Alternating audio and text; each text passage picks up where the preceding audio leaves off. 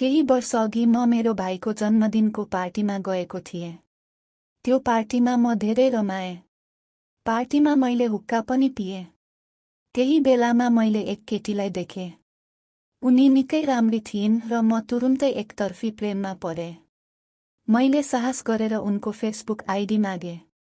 उनी निकै प्यारी थिइन् र भिडियो गेम धेरै खेल्ने गर्दथिन्। हामीले फेसबुकमा कुराकानी गर्न थाल्यौं, बिस्तारै नजिक हुँदै गयौं। तर सुरुमा उनले मलाई दाइ भनेर बोलाउँथिन्।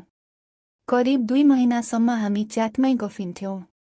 त्यसपछि मैले उनलाई प्रपोज गर्ने निर्णय गरेँ। अर्को दिन माया व्यक्त गरेँ र चमत्कार जस्तो लाग्यो, उनले मेरो प्रस्ताव स्वीकार गरिन्। हामी प्रेम सम्बन्धमा बाँधियौं। हामी एक अर्कालाई साँच्चै धेरै माया गर्न थाल्यौं। केही महिनापछि उनको जन्मदिन आयो। त्यसै दिन हाम्रो पहिलो डेट भयो। हामीले रमाइलो गर्यौं, म उनलाई उपहार पनि दिएँ। त्यो दिन साँच्चै विशेष थियो। त्यसपछि हामी झन् नजिक भयौं। दिनभर कुरा हुन्थ्यो, रातभर च्याट। हामी सँगै हाँस्थ्यौं, सँगै रिसाउँथ्यौं, फेरि सँगै मिल्थ्यौं। समय बित्दै गयो, माया अझ गाढा बन्दै गयो। फेरि 3 महिनापछि मेरो जन्मदिन आयो, त्यो हाम्रो दोस्रो डेट बन्यो।